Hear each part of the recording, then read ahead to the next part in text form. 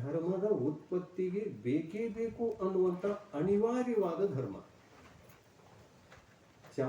ಯಥಾರ್ಥ ಸಂಯಮದ ಉತ್ಪತ್ತಿಗೆ, ಯಥಾರ್ಥ ನಿಜವಾದ ಚಾರಿತ್ರ ಧರ್ಮದ ಉತ್ಪತ್ತಿಗೆ ಬೇಕೇ ಬೇಕು ಅನ್ನುವಂತಹ ಧರ್ಮದ ಹೆಸರೇ ಸಮ್ಯಕ್ತ್ವ.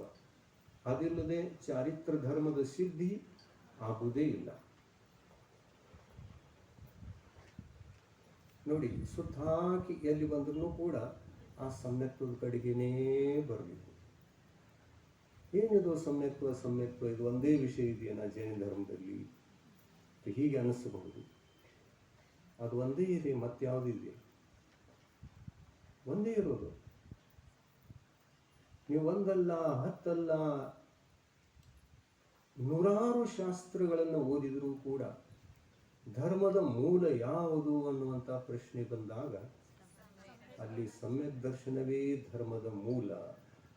ದಂಸನ ಮೂಲೋ ಧಮ್ಮೋ, ಈ ಥರ ಹೇಳ್ತಾರೆ.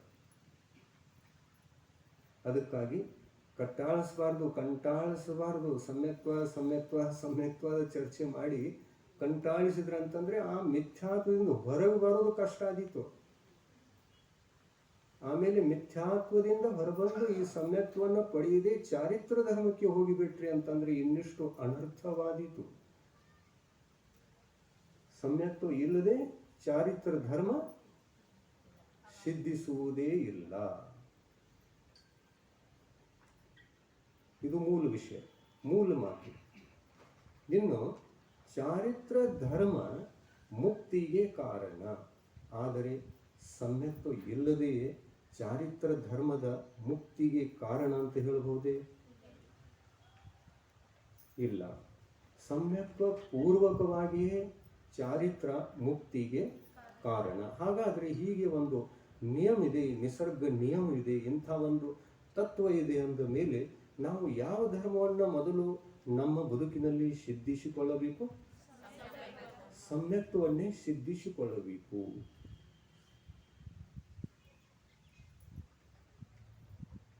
ಈ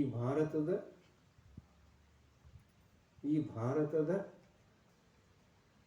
ದಕ್ಷಿಣ ಕ್ಷೇತ್ರ ಮಹಾರಾಷ್ಟ್ರ, ಕರ್ನಾಟಕ, ತಮಿಳುನಾಡು ಅಂತ ಅನ್ಬೋದು. ಅಲ್ಲಿಯೂ ಕೂಡ ಜೈನ ಸಮಾಜ ಇದೆ. ಎಲ್ಲ ಕಡೆಗೆ ಜೈನ ಸಮಾಜ ಇದೆ, ಜೈನರಿಲ್ಲ. ಸಮಾಜ ಇದೆ, ಜೈನರಿಲ್ಲ. ಜಯಿಸಿದವರು ಯಾರೊಬ್ಬರೂ ಇಲ್ಲ. ಯಾವುದನ್ನ ಜಯಿಸಿದವರು, ಯಾವ ಕರ್ಮವನ್ನು ಜಯಿಸಿದವರಿಲ್ಲ. ಮೊದಲು ಯಾವುದನ್ನು ಜಯಿಸ್ಬೇಕ್ರಿ? ಮಿಥ್ಯಾತ್ವ ದರ್ಶನ ಮೋಹನೀಯ ಪ್ರಕೃತಿ ಮಿಥ್ಯಾತ್ವವನ್ನು ಜಯಿಸ್ಬೇಕಲ್ಲ. ಸ್ವಾಧ್ಯಾಯ ಇಲ್ಲ ಅಂದಮೇಲೆ ಜಯಿಸೋದ್ರೆ ಹೇಗೆ? ಏನು ಗೊತ್ತಿಲ್ಲ, ಆತ್ಮ ಗೊತ್ತಿಲ್ಲ, ಶರೀರ ಗೊತ್ತಿಲ್ಲ, ಪಾಪ ಗೊತ್ತಿಲ್ಲ, ಪುಣ್ಯ ಗೊತ್ತಿಲ್ಲ, ಆತ್ಮ ಗೊತ್ತಿಲ್ಲ, ಪರಮಾತ್ಮ ಗೊತ್ತಿಲ್ಲ, ತತ್ವ ಗೊತ್ತಿಲ್ಲ, ಸಿದ್ಧಾಂತ ಗೊತ್ತಿಲ್ಲ, ಏನೇನು ಗೊತ್ತಿಲ್ಲ ಅನ್ನುವಂತಹ ಇಂಥ ಒಂದು ಪರಿಸ್ಥಿತಿಯಲ್ಲಿ ನಮಗೆ ಉತ್ತಮ ಕುಲ ಜೈನ ಕುಲ ಸಿಕ್ಕಿದೆ ಅಂತಂದ್ರೂ ಕೂಡ ನಾವು ಜೈನರಲ್ಲ. ಸತ್ಯ ಸರಿನಾ? ಒಪ್ಪಿಕೊಳ್ಳಬೇಕು. ಬೇಡ, ಇದನ್ನು ನಮ್ಗೆ ಸರಿ ಅನ್ಸಲ್ಲ, ಬೇಡ, ಕುಲ ಸಿಕ್ಕಿದೆ ಸಾಕು, ಕಿವಿ ಜಾಡ್ಸೋದು ಬೇಡ, ನಮ್ಗೆ ಹಂಗೆ ಬೇಡ, ಹಿಂಗೆ ಬೇಕು.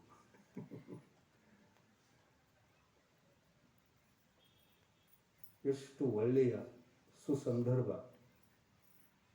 ಅದರಲ್ಲೂ ಕೂಡ ಉತ್ಕೃಷ್ಟವಾಗಿರ್ತಕ್ಕಂತಹ ಜ್ಞಾನ ಚಾರಿತ್ರದ ಧನಿ ತಪೋನಿಧಿ ವಿದ್ಯಾಸಾಗರ ಮಹಾರಾಜರಂತ ಇಂಥ ಉತ್ಕೃಷ್ಟ ಜ್ಞಾನಿ ಆಚಾರ್ಯ ಪರಮೇಷ್ಠಿಗಳು ಸಿಕ್ಕಾಗ ನಾವು ಸ್ವಾಧ್ಯಾಯ ಮಾಡಲಿಲ್ಲ ಅಂತಂದರೆ ಅವರ ಈ ಯುಗದಲ್ಲಿ ಹುಟ್ಟಿದ್ದು ಅತಿ ದೊಡ್ಡ ಸುಯೋಗ, ಸೌಭಾಗ್ಯ, ಪುಣ್ಯದ ಕೆಲಸವಾಗಿದ್ದರೂ ಕೂಡ ನಾವು ಒಂದು ವೇಳೆ ಸ್ವಾಧ್ಯಾಯ ಮಾಡಲಿಲ್ಲ ಅಂತಂದರೆ, ಈ ತತ್ವಗಳನ್ನು ಆ ಗುರುಗಳಿಂದ ಕಲಿತು ಮಾಡಿ ಸ್ವಲ್ಪ ಜ್ಞಾನಿಗಳಾಗಲಿಲ್ಲ ಅಂತಂದರೆ ನಮ್ಮಂಥ ದುರ್ಭಾಗ್ಯಶಾಲಿ ಯಾರಿದ್ದಾರೆ?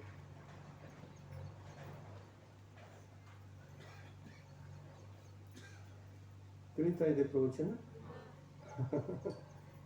ಮಾಡಬೇಕೋ ಮಾಡಬಾರ್ದು ಸ್ವಾಧ್ಯಾಯ? ಸಂಸಾರದ ಕೆಲಸಗಳು ಏನೋ ಅನಾದಿ ಕಾಲದಿಂದ ಮಾಡ್ತಾ ಬಂದಿದ್ದೀವಿ, ಎಷ್ಟು ಮಾಡೋದೇನು ಸಾಕಲ್ಲ. ಸ್ವಲ್ಪ ಆ ಸಮಯವನ್ನು ಕಟ್ ಮಾಡಿಬಿಟ್ಟು, ಸಂಸಾರದ ಸಮಯವನ್ನು ಕಟ್ ಮಾಡೋದು, ಸ್ವಲ್ಪ ಸ್ವಲ್ಪ ಕಟ್ ಮಾಡಿಕೊಂಡು ಈಚೆ ಇಟ್ಕೊಳ್ಳೋದು, ಸ್ವಲ್ಪ ಕಟ್ ಮಾಡೋದು ಈಚೆ ತಗೊಳ್ಳೋದು, ಸ್ವಲ್ಪ ಕಟ್ ಮಾಡೋದು ಈಚೆ ತಗೊಳ್ಳೋದು, ಈ ಸಮಯವನ್ನು ಹೆಚ್ಚಿಸಿಕೊಳ್ಳೋದು, ಸ್ವಾಧ್ಯಾಯಕ್ಕೆ ಹಾಕೋದು, ಭಗವಂತರ ಅಭಿಷೇಕ ಪೂಜೆಗೆ ಕೊಡೋದು, ದಾನಕ್ಕೆ ಕೊಡೋದು, ಸಾಮಾಯಿಕಕ್ಕೆ ಕೊಡೋದು, ದೇವ ದರ್ಶನಕ್ಕೆ ಕೊಡೋದು, ತೀರ್ಥಯಾತ್ರೆಗೆ ಕೊಡೋದು.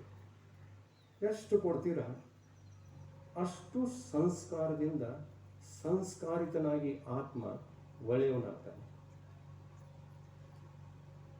ಈ ಎಲ್ಲದರಲ್ಲಿ ಯಾವುದಕ್ಕೆ ಹೆಚ್ಚು ಕೊಡಬೇಕು ಅಂತಂದ್ರೆ ಸ್ವಾಧ್ಯಾಯಕ್ಕೆ, ತತ್ವಚಿಂತನೆಗೆ, ಸ್ವಾಧ್ಯಾಯಕ್ಕೆ, ಚರ್ಚೆಗೆ. ಏನಾದರೂ ಸ್ವಲ್ಪ ಗೊತ್ತಾಗಿದೆ ಅಂತಂದ್ರೆ ಇನ್ನಷ್ಟು ಗೊತ್ತು ಮಾಡಿಕೊಳ್ಳೋಣ ಅನ್ನುವಂಥ ಉದ್ದೇಶದಿಂದ ಗುರುಗಳ ಬಳಿಯಲ್ಲಿ ತತ್ವ ಚರ್ಚೆ ಮಾಡುವಂತಹ ಪದ್ಧತಿಯನ್ನು ಬೆಳೆಸಿಕೊಳ್ಳಬೇಕು. ಇನ್ನಿಷ್ಟು ಮುಂದುವರಿಸೋಣ ತತ್ವಜ್ಞಾನವನ್ನು. ಇಂತಹ ಹಸಿವೆ ಬೇಕೋ ಬೇಡೋ? ಬೇಕಲ್ಲ. ಈ ಹಸಿವೆ ಇಲ್ಲ ಅಂತಂದ್ರೆ ಕಲ್ಯಾಣ ಹೇಗೆ ಆಗೋದು? ಕೇವಲ ಬಾಹ್ಯ ಕ್ರಿಯಾಕಾಂಡಗಳಲ್ಲಿದ್ದು ಇರುವ ಮಾತ್ರದಿಂದ ಆತ್ಮಕಲ್ಯಾಣ ಶಕ್ಯವಿಲ್ಲ. ಅದಕ್ಕೊಂದು ಜ್ಞಾನವೂ ಬೇಕು, ತಿಳುವಳಿಕೆಯೂ ಬೇಕು, ವಿವೇಕ ಬೇಕು, ಸ್ವಲ್ಪ ಆದರೂ ತತ್ವಜ್ಞಾನ ಬೇಸಿಕ್ ಬೇಕೇ ಬೇಕು. ಇಂತಹ ಜ್ಞಾನ ಬರಲಿ ಅನ್ನುವಂತಹ ಉತ್ಕೃಷ್ಟ ಭಾವವನ್ನು ಹೊಂದಿದವರಿಗೆ ಮತ್ತು ಅಷ್ಟೊಂದು ಪುಣ್ಯ ಇರುವವರಿಗೆ ಅದು ಸಿಕ್ಕೇ ಸಿಗ್ತದೆ. ಈ ಭಾವದಲ್ಲಿ ಸಿಗದಿದ್ದರೂ ಕೂಡ ಮುಂದಿನ ಭಾವದಲ್ಲಾದರೂ ಅಂಥ ನಿಮಿತ್ತಗಳು ಸಿಕ್ಕೇ ಸಿಗ್ತವೆ. ನಾವು ಯಾವುದನ್ನು ಭಾವಿಸಿರ್ತೀವೋ ಅಂಥ ಕರ್ಮಗಳು ನಮಗೆ ಕಟ್ಟಿರ್ತವೆ. ನಾವು ಒಳ್ಳೆಯದನ್ನು ಭಾವಿಸಿದ್ದೇವೆ, ನಮಗೆ ಸತ್ಸಂಗ ಸಿಗಲಿ, ಒಳ್ಳೆಯ ಯಥಾರ್ಥ ಜ್ಞಾನ, ಸತ್ಯ ಜ್ಞಾನ ಸಿಗಲಿ, ನನ್ನ ಆತ್ಮಕಲ್ಯಾಣವಾಗಲಿ ಅನ್ನುವಂತಹ ಒಳ ಏನೋ ಒಂದು ಭಾವನೆ ಇರ್ತದೆ. ಉತ್ಕೃಷ್ಟವಾಗಿರ್ತಕ್ಕಂತಹ ಭಾವಗಳಿಗೆ, ಪವಿತ್ರ ಭಾವಗಳು, ಆವಾಗ ಪುಣ್ಯಕರ್ಮ ಕಟ್ಟೋದು ಅಥವಾ ಇಲ್ಲ?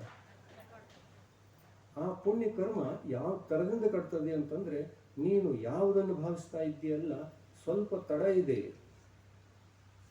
ಆ ಫಲ ಸಿಗಲಿಕ್ಕೆ ಸ್ವಲ್ಪ ತಡ ಇದೆ, ಆದರೆ ಸಿಗದೆ ಇರಬಹುದು ಅನ್ನುವಂಥದ್ದೇನೂ ಇಲ್ಲ,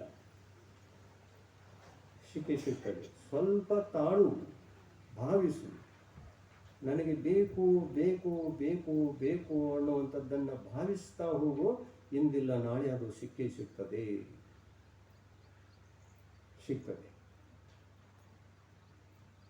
ನೀವು ಭಾವಿಸಿರಬಹುದು, ಅದಕ್ಕಾಗಿ ಇದು ಸಿಕ್ಕಿದೆ.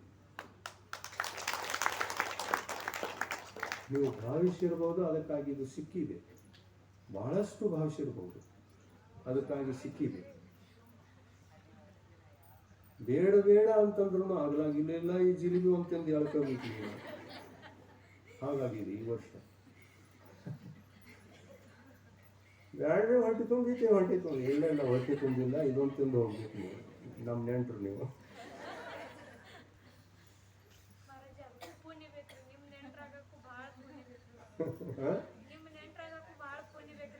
ಪುಣ್ಯ ಬೇಕಲ್ಲ, ಅಂತಹ ಪುಣ್ಯ ಇಲ್ಲೇನು ಇದೆ ಅಲ್ಲ, ಇದ್ದಾಗ ಮತ್ತೆ ಸಿಕ್ಕಿತ್ತಲ್ಲ.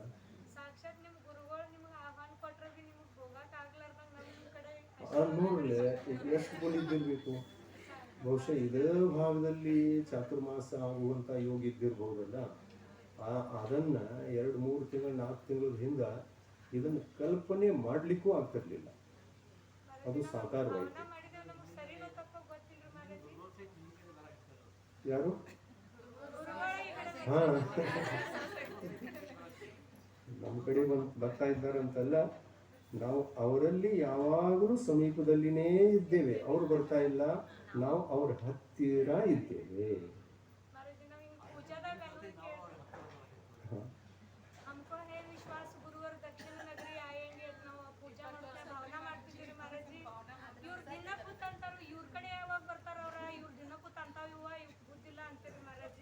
ಹಾ. ಭಕ್ತಿ ಮಾಡಿದ್ದು ನಮಗೆ ಈ ಕನಸು ಹೊಂಟಿದ್ರೆ ನನಸಾಗಕ್ಕೆ ಮಾರಾಜಿ ನಾವು ಧನ್ಯದೇವ್ರಿ ಮಾರಾಜಿ. ಕಲ್ಯಾಣ ಮಾಡಿಕೊಳ್ಳಿ, ಕಲ್ಯಾಣ ಮಾಡಿಕೊಳ್ಳಿ, ಕಲ್ಯಾಣ ಆಗಲಿ, ಕಲ್ಯಾಣ ಆಗಲಿ, ಎಲ್ಲರ ಕಲ್ಯಾಣ ಆಗಲಿ. ಮುನಿಗಳಿಗೆ ಈ ಥರದ ಭಾವನೆಯಿಂದ ಯಾವ ಕರ್ಮ ಕಟ್ತದೆ ಹೇಳಿ? ಕಲ್ಯಾಣ ಆಗಲಿ, ಎಲ್ಲರ ಕಲ್ಯಾಣ ಆಗಬೇಕು, ಎಲ್ಲರ ಕಲ್ಯಾಣ ಆಗಲಿ, ಅಷ್ಟೊಂದು ಉತ್ಕೃಷ್ಟ ಪವಿತ್ರ ಭಾವ ಇರ್ತದೆ ಅಲ್ಲ. ಈ ಭಾವ ಯಾವ ಕರ್ಮದ ಆಶ್ರವ ಮತ್ತು ಬಂಧಕ್ಕೆ ಕಾರಣ ಹೇಳಿ? ತೀರ್ಥಂಕರ ಪ್ರಕೃತಿ ಪುಣ್ಯ ಬಂಧಕ್ಕೆ ಕಾರಣ.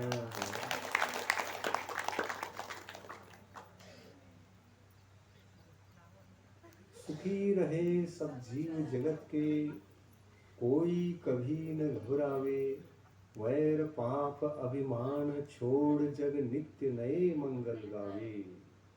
ಮೇರಿ ಭಾವನಾ ಅಂತಿದೆಯಲ್ಲ ಹಿಂದಿಯಲ್ಲಿ, ಅದರೊಳಗೆ ಏನು ಹೇಳ್ತಾರೆ ಅಂತಂದ್ರೆ, ಜಗತ್ತಿನಲ್ಲಿ ಅನಂತ ಸಂಸಾರಿ ಜೀವಿಗಳು ಅಜ್ಞಾನದ ಅಮಾವಾಸ್ಯೆಯ ಕತ್ತಲದಲ್ಲಿ ತಿರುಗುತ್ತಿವೆ ಸಂಸಾರದಲ್ಲಿ. ಹೇಗೆ ತಿರುಗುತ್ತಿವೆ? ಶುದ್ಧ ಕನ್ನಡ ಭಾಷೆಯಲ್ಲಿ ಹೇಳೋದಂತಂದ್ರೆ, ಸಂಸಾರದಲ್ಲಿ ಯಾವ ಥರದಲ್ಲಿ ಸುತ್ತುತ್ತಾ ಇವೆ ಅಂತಂದ್ರೆ ತಿರುಗನೆ ಸುತ್ತುತ್ತಾ ಇವೆ. ಆ ಬಗುರಿ ತಿರುಗ್ತದೆಯಲ್ಲ ಹಾಗೆ. ಈ ಸಂಸಾರದ ಜಾಲದಲ್ಲಿ ಸಿಕ್ಕಿರುವಂತಹ ಸಂಸಾರಿ ಪ್ರಾಣಿಗಳು, ಅಯ್ಯೋ ಆ ಎಲ್ಲ ಪ್ರಾಣಿಗಳು ತಮ್ಮ ತಮ್ಮ ಅಜ್ಞಾನದ ಕಾರಣದಿಂದ ಸಿಕ್ಕಾಕೊಂಡು ದುಃಖಿಯಾಗ್ತಾ ಇವೆ. ಮಿಥ್ಯಾ ದರ್ಶನ, ಮಿಥ್ಯಾ ಜ್ಞಾನ, ಮಿಥ್ಯಾ ಚಾರಿತ್ರ ಅನ್ನುವಂಥದ್ದು ಇದು ಅಧರ್ಮ, ಇದು ಪಾಪ. ಆ ಪಾಪದ ಕೆಸರಿನಲ್ಲಿ ಸಿಕ್ಕಾಕೊಂಡಿದ್ದಾವೆ. ಅವುಗಳನ್ನ ಆ ಕೆಸರಿನಿಂದ ಹೊರ ತೆಗೆಯತಕ್ಕಂಥ ವಿಚಾರ ಸದ್ಗುರುಗಳಿಗೆ ಬರ್ತದೆ. ಈ ವಿಚಾರ ಬಂದಾಗ ಅವರಿಗೆ ತೀರ್ಥಂಕರ ಪ್ರಕೃತಿ ಕಟ್ಟುವಂತ ಅವಕಾಶ ಸಿಕ್ಕೋಗ್ತದೆ. ತೀರ್ಥಂಕರು ಯಾರಾಗ್ತಾರೆ ಗೊತ್ತಾ? ತಮ್ಮಷ್ಟಿಗೆ ತಾವು ಸೀಮಿತವಾಗಿದ್ದುಕೊಂಡು ನಾವು ನಮ್ಮಷ್ಟ ಕಲ್ಯಾಣ ಮಾಡ್ಕೊಂಡು ಅನ್ನುವಂಥವ್ರಿಗೆ ತೀರ್ಥಂಕರ ಪ್ರಕೃತಿ ಕಟ್ಟೋದ. ಜಗತ್ತಿನ ದುಃಖಿ ಜೀವಿಗಳಿಗೆ ಸುಖದ ಮಾರ್ಗ ಹೇಗೆ ಸಿಕ್ಕೀತು ಅನ್ನುವಂತಹ ವಿಚಾರವನ್ನ ನಿರಂತರವಾಗಿ ರಾತ್ರ ಹಗಲಿಗಳು ಮಾಡ್ತಿರ್ತಾರೆ. ಮತ್ತು ತಮ್ಮ ಪ್ರಯತ್ನದಿಂದ ಆ ಜ್ಞಾನದ ಕತ್ತಲೆಯಿಂದ, ಆ ಕೆಸರಿನಿಂದ ಹೊರತೆಗೆತಕ್ಕಂತಹ ಪ್ರಯತ್ನವನ್ನೂ ಕೂಡ ಮಾಡ್ತಿರ್ತಾರೆ. ಅಂಥವರಿಗೆ ತೀರ್ಥಂಕರ ಪ್ರಕೃತಿ ಕಟ್ತದೆ ಅನ್ನುವಂತಹ ಉಲ್ಲೇಖ ನಮ್ಮ ಎಲ್ಲ ಜೈನ ಶಾಸ್ತ್ರಗಳಲ್ಲಿ ಇದೆ. ಷೋಡಶ ಕಾರಣ ಭಾವನೆಗಳಲ್ಲಿ ಇದೊಂದು ಭಾವನೆ. ಈ ಭಾವನೆಯನ್ನು ಭಾವಿಸುವವರಿಗೆ ಮೊದಲು ಸಮ್ಯಕ್ ದರ್ಶನ ಬೇಕು. ದರ್ಶನ ವಿಶುದ್ಧಿ ಅಂತಾರಲ್ಲ, ಮೊದಲನೇ ಭಾವನೆ ಹೆಸರೇನು? ದರ್ಶನ ವಿಶುದ್ಧಿ ಭಾವನೆ ಅಂತಾರಲ್ಲ. ಈ ದರ್ಶನ ವಿಶುದ್ಧಿ ಭಾವನೆ ಇಲ್ಲದೆ ಉಳಿದ 15 ಭಾವನೆಗಳನ್ನು ನಾವು ಭಾವಿಸ್ತಾ ಭಾವಿಸ್ತಾ ಭಾವಿಸ್ತಾ ಇಡೀ ಜೀವನವನ್ನೇ ಕಳೆದರೂ ಕೂಡ, ಮತ್ತು ಎಲ್ಲರ ಕಲ್ಯಾಣ ಆಗಲಿ ಆಗಲಿ ಆಗಲಿ ಅಂತ ನಮ್ಮ ಎಲ್ಲ ಬದುಕನ್ನೇ ಸವಿಸಿದರೂ ಕೂಡ ತೀರ್ಥಂಕರ ಪ್ರಕೃತಿ ಕಟ್ಟಲ್ಲ. ಯಾವ ಭಾವನೆ ಬೇಕು? ದರ್ಶನ ಭಾವನೆ ಬೇಕು. ಈ ರಹಸ್ಯವನ್ನ ನಾವು ಸರಿಯಾಗಿ ತಿಳ್ಕೊಳ್ಬೇಕು. ಈ ರಹಸ್ಯವನ್ನ ಅರಿತುಕೊಳ್ಳದೆ ಧರ್ಮ ಮಾಡಬಾರದು. ಅದು ಅವಿವೇಕತನ. ಈ ರಹಸ್ಯ ಗೊತ್ತಿರಬೇಕು. ಸಮ್ಯಕ್ತ್ವ ಇಲ್ಲದೆ ನಮಗೆ ತೀರ್ಥಂಕರಾಗ್ತಕ್ಕಂಥ ಸೌಭಾಗ್ಯ ಒದಗಿ ಬರ್ಬೋದೇನೋ? ಇಲ್ಲ. ಅದಕ್ಕಾಗಿ ಏನು ಹೇಳಿದ್ರು? ಸಮ್ಯಕ್ತ್ವ ಮೊದಲು, ದರ್ಶನ ವಿಶುದ್ಧಿ ಮೊದಲು, ಆನಂತರ ವಿನಯ ಸಂಪನ್ನತೆ. ಸಮ್ಯಕ್ ದೃಷ್ಟಿ ಇದ್ದೀರಾ ಅಂತಂದ್ರೆ ವಿನಯ ಬೇಕು. ಯಾರಲ್ಲಿ ವಿನಯ ಬೇಕು? ದೇವ ಶಾಸ್ತ್ರ ಗುರುಗಳಲ್ಲಿ ವಿನಯ ಬೇಕು. ಅಹಂಕಾರ ಪಟ್ಕೊಂಡು, ಬುದ್ಧಿ ಅಹಂಕಾರವನ್ನ ಮಾಡಿಕೊಂಡು ತಿರುವುದರಲ್ಲಿ ಅರ್ಥವಿಲ್ಲ. ಅರ್ಥವಿಲ್ಲ. ನಾವು ವಿನಯವಂತರಾಗಬೇಕು, ವಿನಯಶೀಲರಾಗಬೇಕು. ಸಮ್ಯಕ್ತವನ್ನು ಹೊಂದಿ ವಿನಯಶೀಲರಾಗ್ತೇವೆ ಅಂತಂದರೆ ಆ ಎರಡೇ ಭಾವನೆಗಳಿಂದ, ಒಂದು ದರ್ಶನ ವಿಶುದ್ಧಿ ಮತ್ತು ಇನ್ನೊಂದು ವಿನಯ ಸಂಪನ್ನತೆ, ಈ ಎರಡೇ ಭಾವನೆಗಳ ಮಾತ್ರದಿಂದಲೂ ಕೂಡ ತೀರ್ಥಂಕರ ಪ್ರಕೃತಿ ವ್ಯಕ್ತಿಗೆ ಕಟ್ಟಬಹುದು. ಮುನಿಗಳಿಗಲ್ಲ, ಮುನಿಗಳಿಗೆ ಅಷ್ಟೇ ಅಲ್ಲ, ಈ ಪ್ರಕೃತಿ, ಈ ಪುಣ್ಯ ಪ್ರಕೃತಿ, ಎಲ್ಲ ಪುಣ್ಯ ಪ್ರಕೃತಿಗಳಲ್ಲಿ ಅತ್ಯಂತ ಉತ್ಕೃಷ್ಟವಾದ, ಇದಕ್ಕಿಂತ ಮೇಲ್ಪಟ್ಟ ಪುಣ್ಯ ಕರ್ಮವೇ ಇಲ್ಲ. ತೀರ್ಥಂಕರ ಪ್ರಕೃತಿ ಅನ್ನುವಂಥದ್ದೇ ಎಲ್ಲಕ್ಕಿಂತ ಸರ್ವಶ್ರೇಷ್ಠ ಪ್ರಕೃತಿ. ಇದಕ್ಕಿಂತ ದೊಡ್ಡ ಪುಣ್ಯ ಪ್ರಕೃತಿ ಇನ್ಯಾವುದೂ ಇಲ್ಲ. ಇಂಥ ಪುಣ್ಯ ಪ್ರಕೃತಿ ಮುನಿಗಳಿಗೆ ಅಷ್ಟೇ ಕಟ್ತದೆ ಅಂತಲ್ಲ, ಶ್ರಾವಕರಿಗೂ ಕಟ್ಟಬಹುದು ಅಂತ ಹೇಳ್ತಾರೆ. ಸ್ತ್ರೀ ಪರ್ಯಾಯದಲ್ಲಿ ಕಟ್ಟೋಲ್ಲ. ಇದೇನು ಪಕ್ಷಪಾತ ಅಲ್ಲ, ಇದೇನು ಪಕ್ಷಪಾತ ಅಲ್ಲ. ಆದರೆ ಪುರುಷ ಪರ್ಯಾಯದಲ್ಲಿ ಜನ್ಮ ತಾಳಿರ್ತಕ್ಕಂಥ ಪುರುಷರಿಗೆ ಅದರೊಳಗೂ ಹೇಗಿರಬೇಕು? ಭವ್ಯ ಜೀವಿಗಳಾಗಿರಬೇಕು. ಆಮೇಲೆ ಸಮ್ಯಕ್ತವನ್ನು ಹೊಂದಿರಬೇಕು. ಆಮೇಲೆ ಜಗತ್ತಿನ ಪ್ರಾಣಿಗಳ ಕಲ್ಯಾಣದ ಬಗ್ಗೆ ಉದಾರ ಮನಸ್ಸಿನಿಂದ, ವಿಶಾಲ ದೃಷ್ಟಿಯಿಂದ ಭಾವನೆಯನ್ನು ಭಾವಿಸ್ತಾ ಹೋಗಬೇಕು. ಎಲ್ಲರ ಕಲ್ಯಾಣವಾಗಲಿ, ಎಲ್ಲರ ಕಲ್ಯಾಣವಾಗಲಿ, ಎಲ್ಲರ ಹಿತವಾಗಲಿ, ಎಲ್ಲರ ಆತ್ಮ ಭಗವಂತನಾಗಲಿ, ಎಲ್ಲರಿಗೆ ರತ್ನತ್ರಯ ಧರ್ಮದ ಲಾಭ ದೊರಕಲಿ ದೊರಕಲಿ ದೊರಕಲಿ ಅನ್ನುವಂಥ ಭಾವ ಇರಬೇಕು. ಶ್ರಾವಕರಿಗೂ ಇರಬೇಕು. ಮತ್ತು ಮುನಿಗಳಿಗೆ ಅಷ್ಟೇ ಇಂತಹ ಕರ್ಮ, ಇಂಥ ತೀರ್ಥಂಕರ ಪ್ರಕೃತಿ ಅನ್ನುವಂಥ ಉತ್ಕೃಷ್ಟ ಕರ್ಮ ಕಟ್ತದೆ ಅನ್ನುವಂಥ ನಿಯಮ ಇರ್ತಿತ್ತು ಅಂತಂದರೆ ನಾವೇನೋ ನಿಮ್ಗೆ ಉಪದೇಶ ಹೇಳ್ತಿರ್ಲಿಲ್ಲ, ಭಗವಂತರೂ ಹೇಳ್ತಿರ್ಲಿಲ್ಲ. ನೀವು ತೀರ್ಥಂಕರ ಆಗ್ತೀರಿ, ಷೋಡಶ ಕಾರಣ ಭಾವನೆಯನ್ನು ಮಾಡಿ, ಆಮೇಲೆ ಪೂಜೆಯನ್ನು ಮಾಡಿ ಅಂತ ಹೇಳಿಬಿಟ್ಟು ಭಗವಂತರೂ ಹೇಳ್ತಿರ್ಲಿಲ್ಲ. ಆದರೆ ನೋಡಿ ಎಷ್ಟು ಒಂದು ಉಪೇಕ್ಷಾ ಬುದ್ಧಿ, ಎಷ್ಟೊಂದು ಅಜ್ಞಾನ ಹೇಗಿದೆ ನೋಡಿ. ಸಮಾಜದಲ್ಲಿ ಈ ಷೋಡಶ ಕಾರಣ ಭಾವನೆಗಳನ್ನು ಭಾವಿಸುವುದಕ್ಕಾಗಿ ಪುರುಷರು ಹೆಚ್ಚು ಕೂಡ್ತಾರೋ ಅಥವಾ ಸ್ತ್ರೀಯರು?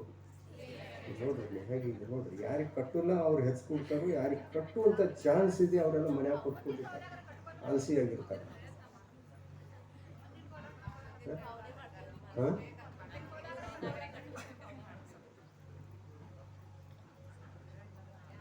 ಇದನ್ನೇ ಅನ್ನೋದು ಅಜ್ಞಾನ, ಇದನ್ನೇ ದುರ್ಭಾಗ್ಯ ಅಂತ ಅನ್ನೋದು, ಇದನ್ನೇ ವಿವೇಕತನದಿಂದ ಜೀವನವನ್ನು ಜೀವಿಸ್ತಾ ಇಲ್ಲ ಅನ್ನುವಂಥದ್ದು ಪ್ರತ್ಯಕ್ಷ ಉದಾಹರಣೆ. ಪುರುಷರಿಗೆ ತೀರ್ಥಂಕರ ಪ್ರಕೃತಿ ಕಟ್ಟುವಂತಹ ಚಾನ್ಸ್ ಇದೆ, ಅವರಿಗೆ ಧರ್ಮದಲ್ಲಿ ಆಸಕ್ತಿ ಭಾವ ಇರೋಲ್ಲ. ಅಲ್ಲ, ಅಲ್ಲಿ ಸಂಖ್ಯೆಯಲ್ಲಿ ನೋಡ್ರಿ, ಕ್ವಾಂಟಿಟಿಯಲ್ಲಿ ಯಾವಾಗಲೂ ನೀವು ಜಾಸ್ತಿ, ಅವ್ರು ಕಡಿಮೆ. ಅದು ಕ್ವಾಲಿಟಿ, ಆ ಕ್ವಾಲಿಟಿಯನ್ನು ಈ ಸಂಖ್ಯೆಕ್ಕಿಂತ ಆ ಸಂಖ್ಯೆಯನ್ನು ಮೀರಿಸಿಬಿಟ್ರೆ ಏನೋ ನುಕ್ಸಾನ್ ಇದೆ. ಏನು ನುಕ್ಸಾನ್ ಏನಿಲ್ಲ. ನುಕ್ಸಾನ್ ಇಲ್ಲ ಅಂದ ಮೇಲೆ ನೀವು ನಿಮ್ಮ ಪರ್ಯಾಯದ, ಪುರುಷ ಪರ್ಯಾಯದ ಮಹಿಮೆ ಎಷ್ಟಿದೆ ಅನ್ನೋದನ್ನು ಕಲ್ಪನೆಗೆ ತಂದುಕೊಂಡು ಎಲ್ಲರೂ ಮನೆ ಬಿಟ್ಟು ಹೊರಗೆ ಬಂದು ಷೋಡಶ ಕಾರಣ ಪರ್ವದಲ್ಲಿ ಇಲ್ಲಿ ಎಲ್ಲರೂ ಆ ಪರ್ವದಲ್ಲಿ ವಿಶಾಲ ದೃಷ್ಟಿಯಿಂದ ಜಗತ್ ಕಲ್ಯಾಣದ ಭಾವವನ್ನು ಭಾವಿಸ್ತೇವೆ ಅಂತಂದ್ರೆ ಆ ತೀರ್ಥಂಕರ ಪ್ರಕೃತಿ ಕಟ್ಟುವಂತ ಸಂಸ್ಕಾರ ಈ ಪಂಚಮ ಕಾಲದಲ್ಲಿ ನಮ್ಮ ಆತ್ಮನ ಮೇಲೆ ಬರಬಹುದು ಅಥವಾ ಇಲ್ಲ? ಶಕ್ಯತೆ ಇದೆ. ಅದಕ್ಕಾಗಿ ಆ ಕೆಲಸ ಮಾಡೋಣ. ಬಹಳಷ್ಟು ಜನ ಲಾಟ್ರಿ ತೆಗೆದಾಗ ಯಾರಾದರೂ ಒಬ್ರು ಅದರೊಳಗೆ ಪಾಸ್ ಆಗಿಬಿಡ್ತಾರಲ್ಲ. ನೋಡಿ, ತೀರ್ಥಂಕರ ಆಗೋದು ಅಂತಂದ್ರೆ ಏಕಕಾಲಕ್ಕೆ ಒಬ್ಬರೇ ಆಗ್ತಾರೆ. 10 ಜನ ತೀರ್ಥಂಕರು ಅಟ್ ಎ ಟೈಮ್ ಒಂದೇ ಕ್ಷೇತ್ರದಲ್ಲಿ ಎಂದೂ ಯಾರಿಗೂ ಎಲ್ಲಿಯೂ ಯಾವ ಕ್ಷೇತ್ರದಲ್ಲೂ ಆಗಕ್ಕೆ ಶಕ್ಯವೇ ಇಲ್ಲ. ಇದೇ ಕ್ಷೇತ್ರದಲ್ಲಿ ತೀರ್ಥಂಕರಾಗಿ ಜನಿಸಿದ್ರು ಒಬ್ಬರೇ ಜನಿಸ್ತಾರೆ. ಭರತೈರಾವತ ಕ್ಷೇತ್ರಗಳಲ್ಲೂ ಕೂಡ ಜನಿಸಿದ್ರು ಒಂದು ಕಾಲದಲ್ಲಿ ಒಬ್ಬರೇ ತೀರ್ಥಂಕರಾಗಿ ಹೋಗ್ತಾರೆ. ಅಂಥವರಲ್ಲಿ ನಾವು ಗಣನೆಗೆ ಬಂದು ನಾವು ಅದರಲ್ಲಿ ಪಾಸ್ ಆಗ್ತೇವೆ, ನಾವು ಕೂಡ ನಮ್ಮ ಹೆಸರು ಅದರೊಳಗೆ ಬರ್ತದೆ ಅಂತಂದರೆ ಏನು ನುಕ್ಸಾನ್ ಇದೆಯಾ ನಿಮಗೆ? ಲಾಟ್ರಿ ತಕ್ಕೊಂಡು ಇಟ್ಕೊಳ್ಳೋದು ಏನು ಮಾಡೋದು? ಒಂದು 16 ದಿವಸ ಪೂಜೆ ಮಾಡೋದು, 16 ದಿವಸ ಹೋಗ, ಖಾಲಿ ಹೋದ್ರೆ ಹೋಗ್ಲಿ ಅನ್ನೋದು. ಅದಕ್ಕೆ ಒಂದು 16 ರೂಪಾಯಿ ಹೋದು ಅನ್ನೋದು. ಆದರೆ ಇಂಥ ಷೋಡಶ ಕಾರಣ ಪರ್ವದಲ್ಲಿ ಕೂತ್ಕೊಂಡು ಪುರುಷ ವರ್ಗ ಪೂಜಾ ಮಾಡ್ತದೆ ಅಂತಂದ್ರೆ ಪುಣ್ಯ ಆದರೂ ಕಟ್ತದೆ ಅಥವಾ ಇಲ್ಲ? ತೀರ್ಥಂಕರ ಪ್ರಕೃತಿಯನ್ನು ಬಿಟ್ಟುಬಿಡಿ, ಅದು ಕಟ್ತೋ ಇಲ್ಲೋ, ಕಟ್ಟುವಂಥ ಸಂಸ್ಕಾರ ಬಂದಿವೆ ಅಥವಾ ಇಲ್ವೋ, ಆ ಸಂಸ್ಕಾರ ಬರಬೇಕು ಅಂತಂದರೆ ಅದನ್ನು ತಿಳ್ಕೊಳ್ಬೇಕು, ಅದರಂತೆ ನಡ್ಕೊಳ್ಬೇಕು, ಅದಕ್ಕಾಗಿ ಶ್ರಮಿಸಬೇಕು. ಅದನ್ನೇ ಚಿಂತನೆಯಲ್ಲಿ ಇಟ್ಟುಕೊಂಡು ಆಳವಾಗಿ ನಮ್ಮ ಆತ್ಮನೊಳಗೆ ಮುಳುಗಿ ವಿಶುದ್ಧಿಯನ್ನು ಬೆಳೆಸಿಕೊಳ್ಬೇಕು. ಆತ್ಮ ವಿಶುದ್ಧಿ ಬೆಳೆದಂತೆ ಎಲ್ಲವೂ ಕೂಡ ಒಳ್ಳೆಯದಾಗುತ್ತೆ. ಒಂದು ವೇಳೆ ಸಂಸ್ಕಾರ ಬರಲಿಲ್ಲ ಅಂತ ಇಟ್ಕೊಳ್ಳಿ, ಬರಲಿಲ್ಲ ನುಕ್ಸಾನ ಐತಿ. ನುಕ್ಸಾನ ಏನಾಗಿಲ್ಲ, ಉಳಿದ ಪುಣ್ಯ ಕರ್ಮಗಳು ಬರ್ತಾವ ಅಥವಾ ಇಲ್ಲ? ಏನು ಯಾವುದು ಬರುವುದೇ ಇಲ್ಲ. ಉಳಿದ ಪುಣ್ಯ ಪ್ರಕೃತಿಗಳೆಲ್ಲ ಕಟ್ತವೆ. ಅದನ್ನೇ ಕಟ್ಕೋಬಾರ್ದು. ಕನಿಷ್ಠ ಪಕ್ಷ ಅಂತಹ ಪುಣ್ಯಗಳಾದರೂ ಕಟ್ಟಿ ನಾವು ಮುಕ್ತಿಯನ್ನು ಪಡಿತೀವಿ ಅಂತಂದ್ರೆ ಏನು ನುಕ್ಸಾನ? ಸಂಸಾರದಲ್ಲಿ ಇರುವ ತನಕ ಆ ಪುಣ್ಯದ ಫಲ ಸಿಗಲಿಲ್ಲ, ಏನು ನುಕ್ಸಾನ ಇದೆ?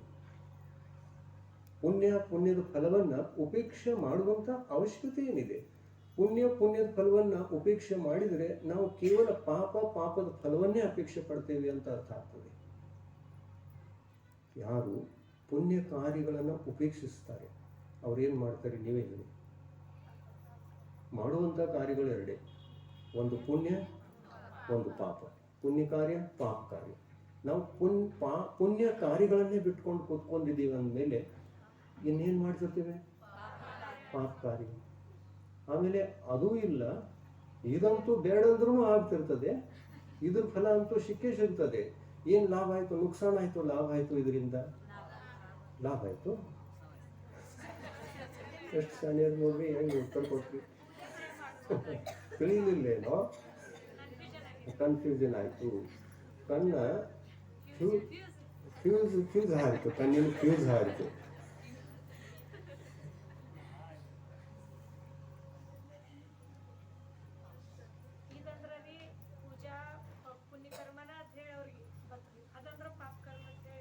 ಹಾ, ಪೂಜಾ ಕಾರ್ಯ ನಮ್ಮ ಆತ್ಮ ಪರಿಣಾಮಗಳ ವಿಶುದ್ಧಿಯನ್ನು ಬೆಳೆಸಿಕೊಳ್ಳುವುದಕ್ಕಾಗಿದೆ. ಎಷ್ಟು ಬೆಳೆಸಿಕೊಳ್ತೀವೋ ಅಷ್ಟೇ ಒಳ್ಳೆಯದು. ವಿಶುದ್ಧಿ ಬೆಳೆಯಿತು ಅಂತಂದ್ರೆ ಆ ವಿಶುದ್ಧಿಯಲ್ಲಿ ಪುಣ್ಯ ಕಟ್ತದೆ. ಈ ಪುಣ್ಯ ನಮ್ಗೇನೋ ಸಂಸಾರದ ಸುಖಗಳು ಬೇಕು ಅಂತಲ್ಲ, ನಾವು ಕೂಡ ಭಗವಂತರಾಗೋಣ ಅನ್ನುವಂಥ ಉದ್ದೇಶ. ಸಂಸಾರದ ಸುಖಕ್ಕಾಗಿ ಧಾರ್ಮಿಕ ಅನುಷ್ಠಾನಗಳನ್ನು ಮಾಡುವಂತಹ ಜೀವಿಗಳು ಅಜ್ಞಾನಿಗಳು, ಅವರನ್ನು ಬಿಡೋಣ. ಆದರೆ ಸಮ್ಯಕ್ ದೃಷ್ಟಿಯಾಗಿರ್ತಕ್ಕಂತಹ ಜೀವ ಧಾರ್ಮಿಕ ಅನುಷ್ಠಾನಗಳನ್ನು ಮಾಡ್ತಾನೆ ಅಂತಂದ್ರೆ ಆತನಿಗೆ ಪುಣ್ಯ ಕಟ್ಟುವುದಿಲ್ವೇ? ಕಟ್ತದೆ, ಸ್ವಾಭಾವಿಕ. ನಾವು ಹೊಲದಲ್ಲಿ ಹೋಗಿ ಬೀಜವನ್ನು ಬಿತ್ತಿ ಬಂದಿದ್ದೇವೆ ಅಂತಂದ್ರೆ ಬೆಳೆ ಬರುವುದಿಲ್ವೇ? ಸ್ವತಃ ತಾನಾಗಿ ಬರ್ತದೆ. ಬೆಳೆಯುವಂತಹ ಪುರುಷಾರ್ಥಿಯಲ್ಲಿ ಬೀಜ ಬಿತ್ತುವಂತಹ ಪುರುಷಾರ್ಥವನ್ನು ನಾವು ಎಲ್ಲಿ ಮಾಡಿದ್ದೇವೆಯೋ ಅಲ್ಲಿ ಬೆಳೆ ಬರುವಂತಹ ಕಾರ್ಯ ತಾನಾಗಿ ಆಗ್ತದೆ. ಹಾಗೆಯೇ ಒಬ್ಬ ಸಮ್ಯಕ್ ದೃಷ್ಟಿ ಜೀವ ಧರ್ಮದ ಅನುಷ್ಠಾನಗಳನ್ನು ಮಾಡಿದ್ದಾನೆ ಅಂತಂದ್ರೆ ಸಂಸಾರದ ಸುಖಕ್ಕಾಗಿ ಅಲ್ಲ, ಪಾಪ ಕರ್ಮಗಳ ನಾಶಕ್ಕಾಗಿ, ಆ ಕರ್ಮಗಳ ವಿಜಯಕ್ಕಾಗಿ, ಜಯಿಸುವುದಕ್ಕಾಗಿ ಧರ್ಮ ಮಾಡಿರ್ತಾನೆ. ಅಂಥವರಿಗೂ ಕೂಡ ಪುಣ್ಯ ಕಟ್ಟಿರ್ತದೆ, ಪುಣ್ಯ ಬಿಟ್ಟದ್ದಲ್ಲ. ನಮ್ಮ ಪುರುಷಾರ್ಥ ಪಾಪಗಳ ನಾಶವಾಗಬೇಕು ಅನ್ನುವಂಥದ್ದಿರಬೇಕು, ಅಥವಾ ಪುಣ್ಯಗಳು ನಾಶವಾಗಬೇಕು ಅನ್ನುವಂಥದ್ದಿರಬೇಕು. ಪುಣ್ಯ ಬೇಕು ಅಂತ ಅಪೇಕ್ಷೆ ಅಲ್ಲ, ಪಾಪಗಳನ್ನ ನಾನು ನಾಶ ಮಾಡಿಕೊಳ್ಳಬೇಕು. ಪಾಪದ ಕಾರ್ಯಗಳೂ ಬೇಡ, ಪಾಪ ಕರ್ಮಗಳ ಆಶ್ರವ ಮತ್ತು ಬಂಧವೂ ಕೂಡ ಬೇಡ ಅನ್ನುವಂಥವರಿಗೆ ಪುಣ್ಯ ಕರ್ಮಗಳು ಕಟ್ಟುತ್ತವೆಯೋ ಅಥವಾ ಇಲ್ಲ? ಕಟ್ಟುತ್ತವೆ. ಅವುಗಳ ಫಲ ಸಿಗ್ತದೆಯೋ ಅಥವಾ ಇಲ್ಲ? ಸಿಗ್ತದೆ. ಆಮೇಲೆ ಇಂಥದ್ದು ಬೇಡ ಅನ್ಬೇಕಾ? ಇಂಥದ್ದು ಬೇಡ ಅನ್ಬೇಕೇನು? ಈ ಮಾರ್ಗವೇ ಬೇಡ. ಯಾಕೆ? ಪುಣ್ಯ ಕಟ್ತದೆ. ಆ ಪುಣ್ಯವು ಕೂಡ ಸಂಸಾರಕ್ಕೆ ಕಾರಣ. ಹೌದು, ಸಂಸಾರಕ್ಕೆ ಕಾರಣ ಯಾರಿಗೆ? ಅಜ್ಞಾನಿ ಜೀವಿಗಳಿಗೆ ಸಂಸಾರಕ್ಕೆ ಕಾರಣ. ಆದರೆ ಸಮ್ಯಕ್ ದೃಷ್ಟಿ ಜೀವಿಗಳಿಗೆ ಕಟ್ಟಿರ್ತಕ್ಕಂಥ ಪುಣ್ಯವು ಕೂಡ ಸಂಸಾರಕ್ಕೆ ಕಾರಣ ಅಲ್ಲ. ಆ ಪುಣ್ಯದಲ್ಲಿ ಆಸಕ್ತಿಯೇ ಇಲ್ಲ ಅಂದ ಮೇಲೆ, ಕಾರ್ಯಗಳನ್ನು ಮಾಡಿದರೂ ಕೂಡ ಕಾರ್ಯದಿಂದ ಫಲ ಸಿಕ್ಕರೂ ಕೂಡ ಅದರಲ್ಲಿ ಆಸಕ್ತಿ ಇಲ್ಲ ಅಂದ ಮೇಲೆ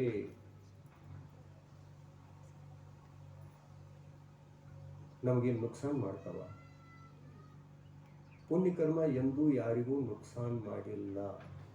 ಪಾಪಕರ್ಮಗಳೇನೋ ಎಲ್ಲರಿಗೂ ನುಕ್ಸಾನ ಮಾಡ್ತಿರ್ತವೆ, ಆದರೆ ಪುಣ್ಯಕರ್ಮಗಳು ನುಕ್ಸಾನ್ ಮಾಡಿಲ್ಲ. ಕನಿಷ್ಠ ಪಕ್ಷ ನಿಮಗೆ ಮೋಕ್ಷ ಸಿಗ್ತಾ ಇಲ್ಲ ಅಂತಂದರೆ ಸಂಸಾರದ ಸುಖಗಳಾದರೂ ಸಿಗ್ತವೆ ಅಲ್ಲ? ಅಂದರೆ ನುಕ್ಸಾನ ಏನು ಸಂಸಾರಿ ಜೀವಿಗಳಿಗೆ? ಮೋಕ್ಷ ಸುಖ ಸಿಗದಂತಹ ಜೀವಿಗೆ ಸಂಸಾರ ಸುಖ ಸಿಗ್ತದೆ, ಪುಣ್ಯ ಮಾಡಿರ್ತಾನೆ. ಆದರೆ ಪುಣ್ಯವೂ ಬೇಡ, ಪುಣ್ಯದ ಕಾರ್ಯಗಳೂ ಬೇಡ, ಸಂಯಮವೂ ಬೇಡ, ಚಾರಿತ್ರವೂ ಬೇಡ, ಸಮ್ಯಕ್ತ ಒಂದೇ ಸಾಕು ಅನ್ನುವಂತಹ ಜೀವಿಗಳು ಮಹಾ ಅಜ್ಞಾನಿ ಜೀವಿಗಳು. ಈ ಮನುಷ್ಯ ಪರ್ಯಾಯ ಯಾವುದಕ್ಕೆ ಸಿಗ್ತದೆ ಗೊತ್ತಾ? ರತ್ನತ್ರಯದ ಆರಾಧನೆಗಾಗಿ ಮನುಷ್ಯ ಪರ್ಯಾಯ ಸಿಕ್ಕಿರ್ತದೆ. ನಾವೇನು ವಿಚಾರ ಮಾಡ್ತೀವಿ? ಸಮ್ಯಕ್ ದೃಷ್ಟಿ ಆದರೆ ಸಾಕಲ್ಲ. ಇಂಥ ವಿಚಾರದಿಂದ ಚಾರಿತ್ರದಿಂದ ದೂರಿರುವಂತಹ ಜೀವಿಗಳಿಗೆ ಆ ಚಾರಿತ್ರ ಧರ್ಮದ ಬಗ್ಗೆ ಆಸಕ್ತಿ, ಶ್ರದ್ಧೆ, ಭಕ್ತಿ ಇದೆ ಇಲ್ಲ? ಏನನ್ಬೇಕು? ಇದೆ ಅನ್ಬೇಕು, ಇಲ್ಲ ಅನ್ಬೇಕು? ಇಲ್ಲ ಅನ್ಬೇಕಲ್ಲ. ಚಾರಿತ್ರದ ವಿಷಯದಲ್ಲಿ ಯಾರಿಗೆ ಶ್ರದ್ಧಾ ಭಕ್ತಿಗಳಿಲ್ಲವೋ ಅವರಿಗೆ ಮೋಕ್ಷದ ಮೇಲೇನೇ ಶ್ರದ್ಧೆ ಇಲ್ಲ, ಮೋಕ್ಷ ತತ್ವದ ಮೇಲೇನೇ ಶ್ರದ್ಧೆ ಇಲ್ಲ. ಯಾಕೆಂದ್ರೆ ಮೋಕ್ಷವನ್ನು ಕೊಡಿಸುವುದೇ ಚಾರಿತ್ರ. ಎಲ್ಲ ಕರ್ಮಗಳ ನಿರ್ಜರಿಗೆ ಕಾರಣ ಚಾರಿತ್ರವೋ ಅಥವಾ ಕೇವಲ ಸಮ್ಯಕ್ತ್ವ? ಹೇಳಿ ಹೇಳಿ. ಹಾ, ಗೊತ್ತಾಯ್ತಲ್ಲ? ಇದೇ ವಿವೇಕ. ಅವಿವೇಕದಿಂದ ಎಷ್ಟೋ ಜನ ಹೀಗೆ ಬೋಧಿಸ್ತಾರೆ ಅರ್ಧವಟ್ಟ ಧರ್ಮವನ್ನು. ಪರಿಪೂರ್ಣ ಧರ್ಮ ಅಲ್ಲ, ಅರ್ಧವಟ್ಟ. ಏನಂತಾರೆ ಅಂತಂದ್ರೆ, ಚಾರಿತ್ರ ಪುಣ್ಯ ಬಂಧಕ್ಕೆ ಕಾರಣ, ಅದರಿಂದ ಬರೇ ಪುಣ್ಯ ಆಗ್ತದೆ. ಪುಣ್ಯದ ಫಲ ಸ್ವರ್ಗದ ಸುಖ, ಸಂಸಾರ ಸುಖ. ಅದಕ್ಕಾಗಿ ಚಾರಿತ್ರದಿಂದ ಪುಣ್ಯ ಬಂತು, ಪುಣ್ಯದಿಂದ ಮತ್ತೆ ಜೀವ ದೇವಗತಿಗೆ ಹೋಯಿತು. ಇದೇ ಥರ ತಿರ್ಗನೆ 4 ಗತಿಗಳಲ್ಲಿ ಸುತ್ತುವಂತಹ ಕಾರ್ಯ ಆಗುತ್ತೆ ಇದರಿಂದ. ಅದಕ್ಕಾಗಿ ಚಾರಿತ್ರ ಧರ್ಮದತ್ತ ನಾವು ಸಾಗಬಾರದು.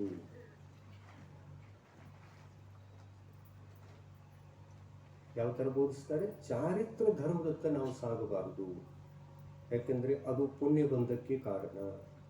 ಈ ಥರದ ಒಂದು ಮತ ಇದೆ ನಮ್ಮ ಸಮಾಜದಲ್ಲಿ. ಆ ಮತದ ಹೆಸರು ಗೊತ್ತೇ ಇಲ್ಲ? ಗೊತ್ತಿಲ್ಲ, ಇನ್ನೂ ಪರಿಚಿತ ಇಲ್ಲ. ಬಹುಶಃ ನೀವೇ ಇದ್ರೆ ನೋಡ್ರಿ ಮತ್ತೆ ಅಂಥ ವಿಚಾರಗಳಿಗೆ. ಇಲ್ಲಲ್ಲ? ಅದಕ್ಕಂತಾರೆ ಏಕಾಂತ ಮತ. ಏಕಾಂತ ಮತ, ಅನೇಕಾಂತ ಅಲ್ಲ, ಏಕಾಂತ. ಅನೇಕಾಂತ ಅಂತಂದ್ರೆ ಏನು? ಸಮ್ಯಕ್ವ ಧರ್ಮವೂ ಬೇಕು, ಅದಷ್ಟೇ ಅಲ್ಲ ಚಾರಿತ್ರ ಧರ್ಮವೂ ಬೇಕು.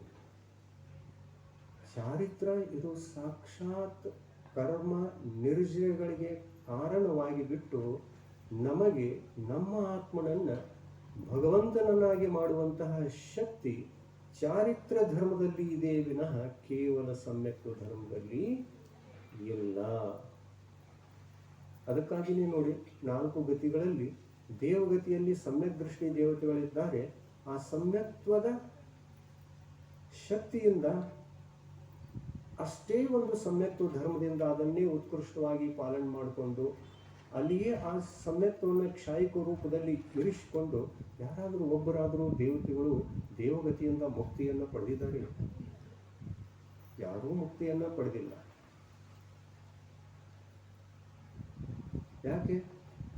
ಅಲ್ಲಿ ಚಾರಿತ್ರ ಇಲ್ಲ. ಆಮೇಲೆ ನಾವು ಮನುಷ್ಯರು, ನಮ್ಮ ಈ ಒಂದು ಮನುಷ್ಯ ಪರ್ಯಾಯದಲ್ಲಿ ಚಾರಿತ್ರ ಧರ್ಮ ಹುಟ್ಟಲಿಕ್ಕೆ ಸಾಧ್ಯವಿದೆಯೋ ಅಥವಾ ಇಲ್ಲ? ಸಾಧ್ಯವಿದೆ. ಆಮೇಲೆ ಚಾರಿತ್ರ ಹುಟ್ಟುತ್ತದೆ ಅನ್ನುವಂಥ ಸಂಭಾವನೆ ಕೇವಲ ಮನುಷ್ಯ ಪರ್ಯಾಯದಲ್ಲಿ ಇದೆ ಅಂದ ಮೇಲೆ ಮೋಕ್ಷನೂ ಕೂಡ ಇದೇ ಮನುಷ್ಯ ಪರ್ಯಾಯದಿಂದ ಇದೆ ಅನ್ನೋದು ಸಿದ್ಧ ಆಗ್ತದೆ. ಅದಕ್ಕಾಗಿ ಮುಕ್ತಿಯನ್ನು ಪಡೆಯುವಂತಹ ಭಾವನೆಯುಳ್ಳವರು ಚಾರಿತ್ರ ಧರ್ಮವನ್ನು ಉಪೇಕ್ಷಿಸಬಾರದು. ಯಾವುದನ್ನು ಉಪೇಕ್ಷಿಸಬಾರದು? ಚಾರಿತ್ರ ಧರ್ಮವನ್ನು. ನೀವು ಪ್ರತಿಮಾಧಾರಿ ಆದರೆ ಆದರಿ ಅಂತ ಇಟ್ಕೊಳ್ಳಿ. ಪ್ರತಿಮಾಧಾರಿ ಆದರಿ ಅಂತಂದ್ರೆ ಚಾರಿತ್ರ ಧರ್ಮವನ್ನು ಸ್ವೀಕಾರ ಮಾಡಿದ್ರಿ ಮತ್ತು ಮಿಥ್ಯಾತ್ವವನ್ನು ಬಿಟ್ಟಿದ್ದೀರಿ ಅಂತ ಇಟ್ಕೊಳ್ಳಿ. ಮಿಥ್ಯಾತ್ವವನ್ನು ಬಿಟ್ಟಿದ್ದೀರಿ, ಸಮ್ಯಕ್ವ ಧರ್ಮವನ್ನು ಪಾಲನೆ ಮಾಡ್ತಾ ಇದ್ದೀರಿ ಅಂತಂದ್ರೆ ಅದು ಕೇವಲ ಸಮ್ಯಕ್ವ ಧರ್ಮ ಆಯಿತು. ಅದರೊಟ್ಟಿಗೆ ಅದರ ಜೊತೆಯಲ್ಲಿ ರೊಟ್ಟಿ ಅಲ್ಲ, ಅದರೊಟ್ಟಿಗೆ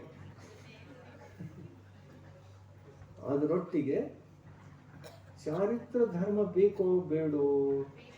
ಬೇಕು. ಅಂದರೆ ಶ್ರಾವಕರಿಗೂ ಕೂಡ ಎಂಥ ಸದವಕಾಶ ಸಿಕ್ಕಿಲ್ಲ. ಮತ್ತೆ ಅಂದು ಈ ಮನುಷ್ಯ ಪರ್ಯಾಯಕ್ಕೆ ಏನು ಬಂದಿದ್ದೀರಲ್ಲ, ಎಂಥ ಪರ್ಯಾಯ ಬಾರಿಗೆ ಸಿಕ್ಕಿಲ್ಲ. ಇಲ್ಲಿ ಪ್ರತಿಮಾಧಾರಿಯಾಗಿ ದೇಶ ಚಾರಿತ್ರವಂತರಾಗಿ ನಾವು ಬಾಳಬಹುದು ಮತ್ತು ನಮ್ಮ ಮುಂದಿನ ಭಾವಗಳನ್ನು ಹೆಚ್ಚಿಂದ ಹೆಚ್ಚು 8 ಭಾವಗಳನ್ನಾಗಿ ಮತ್ತು 3 ಭಾವಗಳನ್ನಾಗಿ ಉಳಿಸಿಕೊಂಡು ನಿರ್ವಾಣವನ್ನು ಹೊಂದಬಹುದು. ಶ್ರಾವಕರಿಗೂ ಕೂಡ ಚಾನ್ಸ್ ಇದೆ. ಮುನಿಗಳೇ ಆಗ್ಬೇಕಂತೇನಲ್ಲ. ಭಗವಂತರು ಏನು ಹೇಳಿದ್ದಾರೆ, ಶ್ರಾವಕರು ಕೂಡ ಕಡಿಮೆಯಿಂದ ಕಡಿಮೆ 3 ಭಾವಗಳಲ್ಲಿ ಅವರು ಸಾಧಿಸಿಕೊಳ್ತಕ್ಕಂಥ ವೈಶಿಷ್ಟ್ಯ ಆ ಥರದಲ್ಲಿ ಇದೆ ಅಂತಂದರೆ, ಕಡಿಮೆಯಿಂದ ಕಡಿಮೆ 3 ಭಾವಗಳಲ್ಲಿ ಮತ್ತು ಹೆಚ್ಚಿಂದ ಹೆಚ್ಚು 8 ಭಾವಗಳಲ್ಲಿ ಈ ಸಂಸಾರದಿಂದ ಮುಕ್ತರಾಗಬಹುದು. ತಿರುಗುವಂತಹ ಈ ಸಂಸಾರದಿಂದ ಶೀಘ್ರ ಮುಕ್ತಿಯನ್ನು ಪಡೆಯಬಹುದು,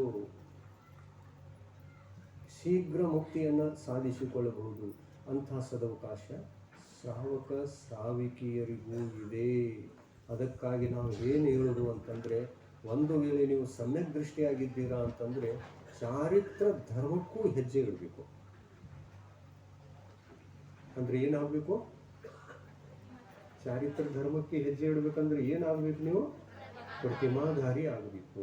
ಪ್ರತಿಮಾಧಾರಿಗಳಿಗೆ 5 ವಿಷಯಗಳು ಅತಿ ಮುಖ್ಯ.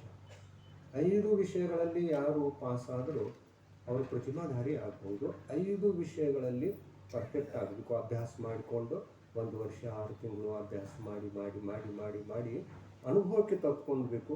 ಈ 5 ಕಾರ್ಯಗಳಲ್ಲಿ ನಾವು ಪಾಸ್ ಆಗಿದ್ದೇವೆ ಅಂತಂದರೆ 12 ವ್ರತಗಳನ್ನು, 2ನೇ ಪ್ರತಿಮೆಗೆ ಸಂಬಂಧಪಡುವಂತಹ 12 ವ್ರತಗಳನ್ನು ಸ್ವೀಕಾರ ಮಾಡಬಹುದು. ಇಂಥ ಉತ್ಕೃಷ್ಟ ಆಚಾರ್ಯ ಪರಮಿಷ್ಠಿಗಳ ಸನ್ನಿಧಿಗೆ ಹೋಗಿ ನಾವು ಚಾರಿತ್ರ ಧರ್ಮದತ್ತ ಸಾಗುವಂತಹ ಭಾವನೆಗಳನ್ನು ಅವರ ಚರಣ ಕಮಲಗಳಲ್ಲಿ ನಿವೇದನೆ ಮಾಡ್ತೀವಿ ಅಂತಂದರೆ ಅವರು ಆಶೀರ್ವಾದ ಕೊಟ್ಬಿಡ್ತಾರೆ. ಮೊದಲು ಕೇಳ್ತಾರೆ, ಎಲ್ಲಿಂದ ಬಂದಿದ್ದೀರಿ ಅಂತ. ಎಲ್ಲಿಂದ ಬಂದಿದ್ದೀರಿ? ತೇರಗಾಲದಿಂದ. ಆಮೇಲೆ ನಿಮಗೆ ಈ ಪ್ರತಿಮಾದ ಬಗ್ಗೆ ವಿಷಯ ಯಾರು ಹೇಳಿದರು, ಎಲ್ಲ ಗೊತ್ತಿದೆಯೇನೋ ಅಂತ ಕೇಳ್ತಾರೆ. ಈ ಪ್ರತಿಮೆಗಳನ್ನು ಅರ್ಥ ಮಾಡಿಕೊಂಡಿದ್ದೀರಾ? ಮಾಡಿಕೊಂಡಿದ್ದೀವಿ. ಯಾರು ಹೇಳಿದ್ರು ಅಂದ ತಕ್ಷಣ ನೀವೇನು ಹೇಳಿಬಿಡ್ತೀರಿ? ನಾವು 3 ತಿಂಗಳು ಇದನ್ನೇ ಕೇಳಿದ್ದೀವಿ ಅಂತ. ಸಮ್ಯಕ್ತ್ವ, ಚಾರಿತ್ರ ಇದನ್ನೇ ಕೇಳಿ ಆತ್ಮ ಕಲ್ಯಾಣದತ್ತ ಸಾಗುವಂಥ ಭಾವನೆಗಳನ್ನು ಹುಟ್ಟಿಸಿಕೊಂಡು ನಿಮ್ಮ ಸನ್ನಿಧಿಗೆ ಬಂದಿದ್ದೇವೆ ಅಂತ ಹೇಳಿದ ತಕ್ಷಣ ಅವ್ರು ಮತ್ತೇನು ಕೇಳೋಲ್ಲ. ಅಲ್ಲಿಂದ ಬಂದಿದ್ದೇವೆ ಅಂತಂದರೆ ಆಶೀರ್ವಾದ ಕಾಯಿಸರು ಮಾಡಿ ತಕ್ಕೊಳ್ಳ.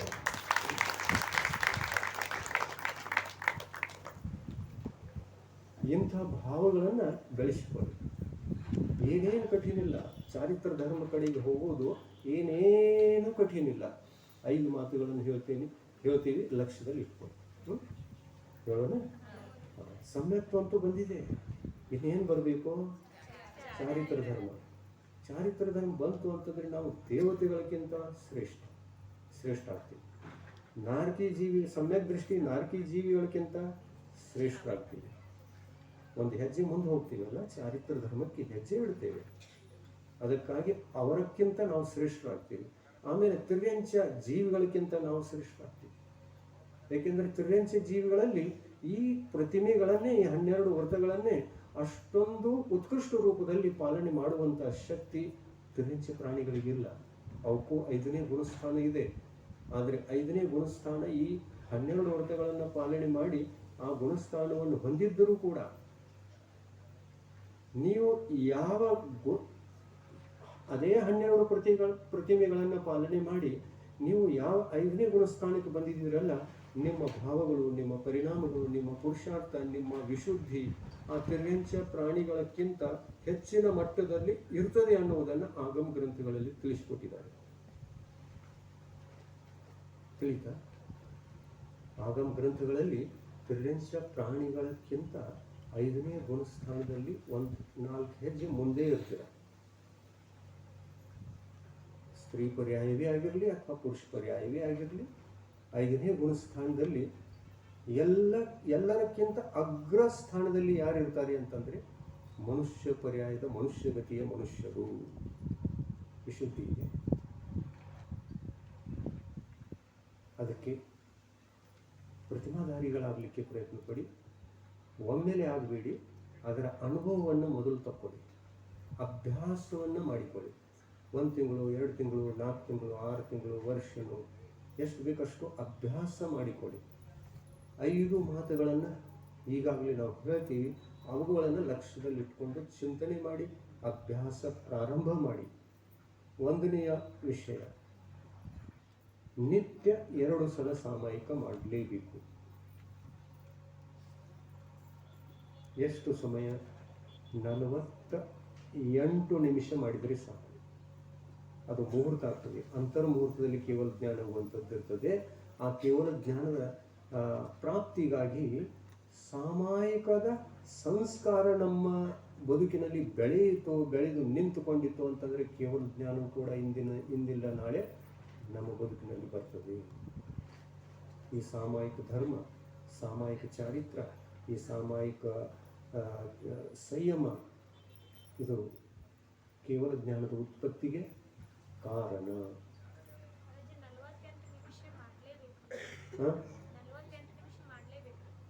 ಅಂದರೆ ಅದೊಂದು ಉತ್ಕೃಷ್ಟವಾಗಿರ್ತಕ್ಕಂಥ ನಿಯಮ ಮಾಡಬೇಕು. ಯಾಕೆಂತಂದರೆ ನೀವು ಏನು ತಿಳ್ಕೊಳ್ಬೋದು, 2 ನಿಮಿಷ ಮಾಡಿದರೆ ಸಾಕಲ್ಲ, 5 ನಿಮಿಷ ಮಾಡಿದರೆ ಸಾಕಲ್ಲ ಅಂದರೆ ನಾವು ಆಲಸಿಗಳಾಗ್ತಾ ಹೋಗ್ತೀವಿ.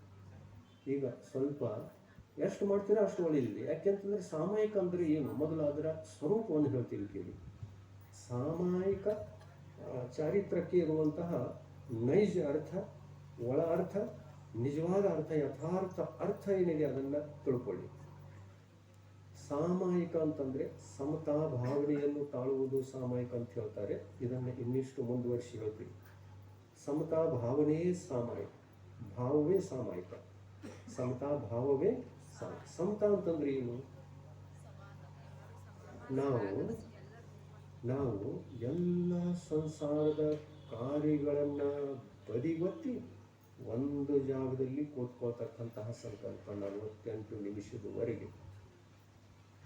ಎಲ್ಲ ಸಂಸಾರದ ಪಾಪ ಕಾರ್ಯಗಳು, ಅವು ಪಾಪ ಕರ್ಮಗಳ ಬಂಧಕ್ಕೆ ಕಾರಣ. ಒಂದು ದಿವಸದಲ್ಲಿ ಕನಿಷ್ಠ ಪಕ್ಷ 2 ಗಂಟೆ ಕಾಲ, 2 ಸಲ 48 ನಿಮಿಷ 2 ಸಲ ಮಾತ್ರ ಎಲ್ಲ ಸಂಸಾರ ಕಾರ್ಯಗಳನ್ನು ಬದಿಗೊತ್ತಿ ಸಮತಾ ಭಾವನೆಯನ್ನು ಕಾಣುವುದು. ವಿಷಮತಾ ಎಲ್ಲಿ ಬರ್ತದೆ? ಅದು ಮಾಡೋಣ, ಇದು ಮಾಡೋಣ, ಅದು ಉಳಿಯಿತು, ಅದು ಮಾಡಲಿಲ್ಲ, ಇದು ಮಾಡಲಿಲ್ಲ, ಇದು ವಿಷಮತಾ. ಆದರೆ ಸಾಮಾಯಿಕದಲ್ಲಿ ಸಮತಾ ಭಾವನೆಯನ್ನು ಕಾಣುವುದು. ಸಮತಾ ಅಂದರೆ ಏನು?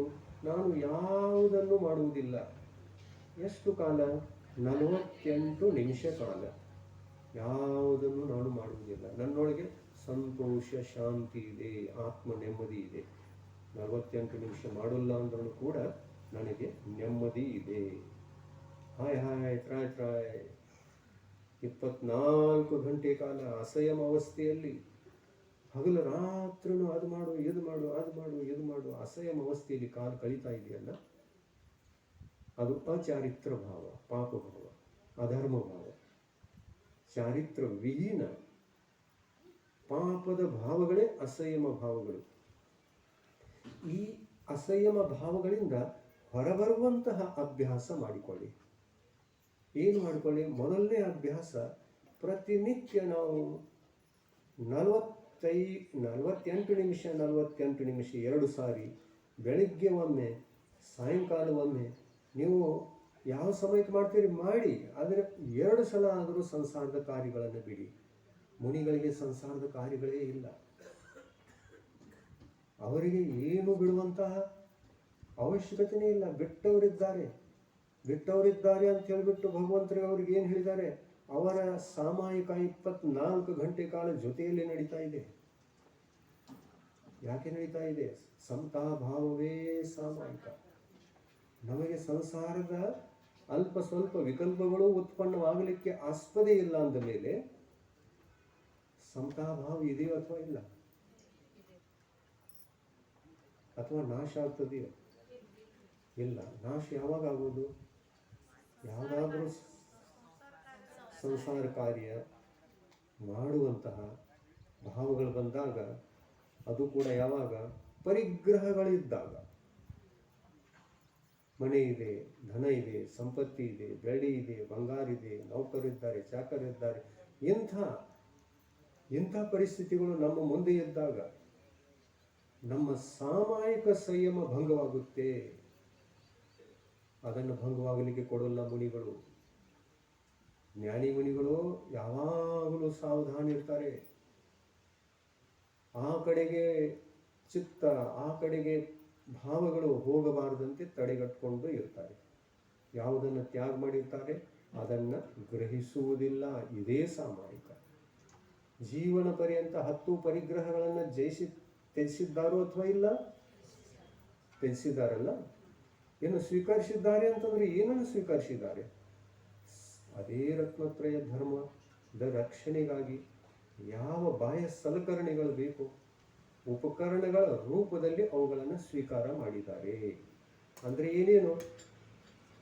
ಕಿಂಚಿ, ಕಮಂಡ್ಲು, ಶಾಸ್ತ್ರ ಇರಲಿಕ್ಕೆ ಗುಂಪ ಸ್ವೀಕಾರ ಮಾಡಬಾರ್ದ? ಗುಂಪ ಸ್ವೀಕಾರ ಮಾಡಬಾರ್ದ? ಇರಲಿಕ್ಕೆ ಮಾಡಬೇಕಲ್ಲ. ಚತುರ್ಥ ಕಾಲದಲ್ಲಿ ಕೂಡ ಮುನಿಗಳು ಗುಂಪ ಸ್ವೀಕಾರ ಮಾಡಿದ್ರು.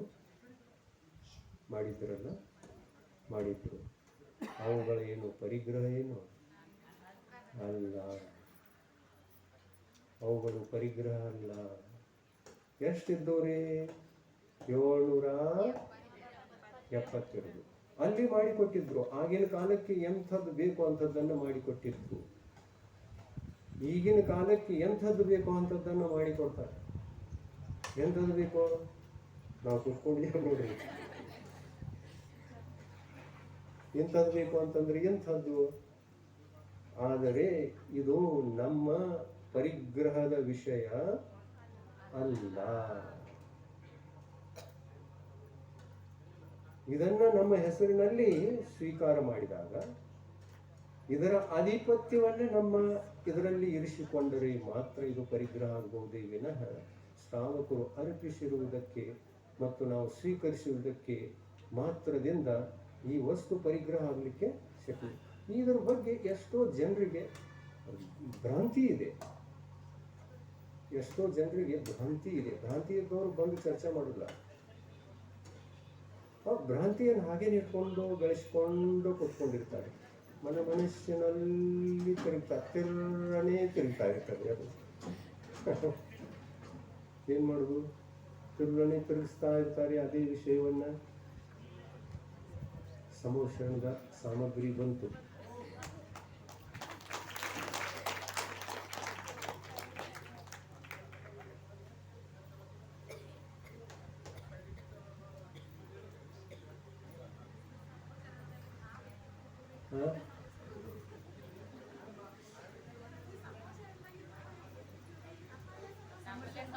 ಬರ್ತದೆ ಎಲ್ಲ ಉತ್ತರಿಸ್ತಿದೆ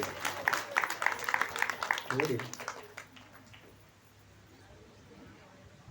ಈ ವರ್ಷದ ಚಾತುರ್ಮಾಸದ ಈ ಒಂದು ಸದವಕಾಶವಾಗಿರ್ತಕ್ಕಂತಹ ಈ ದಶಲಕ್ಷಣ ಪರ್ವದಲ್ಲಿ ಹೊರಗಿನವ್ರು ಯಾರು ಬರೆದಿದ್ದರೂ ಕೂಡ ತೆರೆದವರಿಗಂತೂ ದೊಡ್ಡ ಆನಂದ ಬರೋದಿದೆಯಾ ಅಂತ ಆನಂದ ಸಿಗೋದಿದೆ.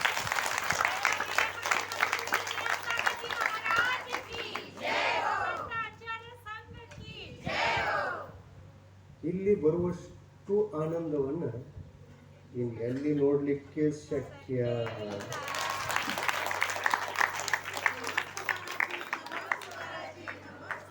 ಆ ಥರದಲ್ಲಿ ಈ ಷೋಡಶ ಕಾರಣ ಪರ್ವವನ್ನು ಮತ್ತು ದಶಲಕ್ಷಣ ಪರ್ವವನ್ನು ಆಚರಿಸೋಣ.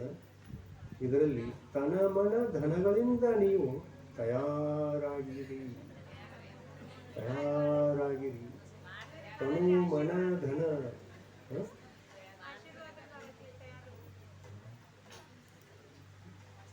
ನಾವೇನು ಆಶೀರ್ವಾದ ಕೊಡೋದು? ಭಗವಂತರು ನಮ್ಮಕ್ಕಿಂತ ಮುಂಚಿತವಾಗಿಯೇ ಆಶೀರ್ವಾದ ಕೊಟ್ಟು ತಮ್ಮ ಮನಸ್ಸಿನಲ್ಲಿ ಇಟ್ಕೊಂಡಿದ್ರು, ಕೊನೆಯಲ್ಲಿ ವ್ಯಕ್ತ ಮಾಡಿದ್ರು.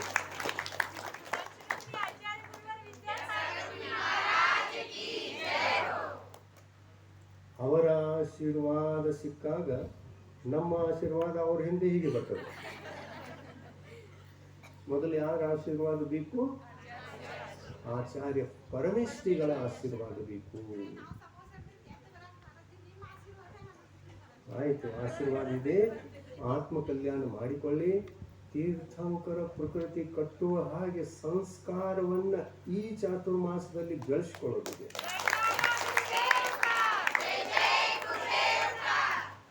ಬೆಳೆಸ್ಕೊಳ್ಳೋಣ, ಸಾಧ್ಯ ಇದೆ. ಒಂದು ಕ್ಷಣ 2 ನಿಮಿಷದಲ್ಲಿ ಸಿಗುವಂತಹ ಒಳ್ಳೆಯ ಸಂಸ್ಕಾರಗಳು ಎಂದೋ ಸಿಕ್ಕಿವೆ.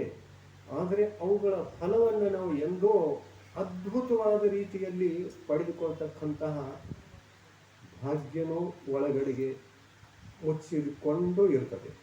ಅದು ಯಾವಾಗ ಫಲ ಕೊಡ್ತದೆ ಹೇಳೋಕ್ಕಾಗಲ್ಲ. ನಾವು ಆವಾಗ ವಿಚಾರ ಮಾಡ್ತೀವಿ, ಯಾವಾಗ ಫಲ ಸಿಗ್ತದೆ ಆವಾಗ ವಿಚಾರ ಮಾಡ್ತೀವಿ.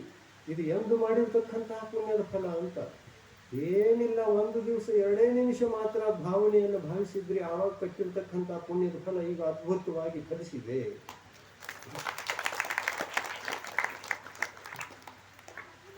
ಧರ್ಮದ ಮಹಿಮೆ ಅಪಾರ, ಧರ್ಮದ ಮಹಿಮೆ ಅದ್ಭುತ, ಧರ್ಮದ ಮಹಿಮೆ ಅದ್ಭುತವೇ ಅದ್ಭುತ.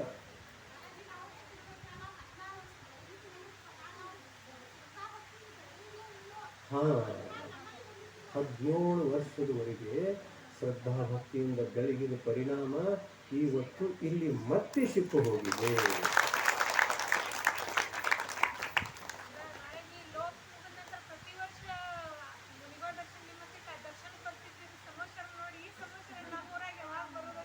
ಹಾ, ಮಾಡಿದ್ರಲ್ಲ. ಅದು 2 ನಿಮಿಷ ಮಾಡಿದ್ರು ಅದ್ಭುತವಾಗಿ ಫಲಿಸಿತು. ಈಗ ಅದ್ಭುತವಾಗಿ ಫಲಿಸಿತು. ಹಾಂ, ಭಾವನೆ ಆಗಿತ್ತು. ನೋಡಿ, ಕೆಲವೊಬ್ಬರು ಭಾವಿಸ್ತಾರೆ, ಆದರೆ ಫಲ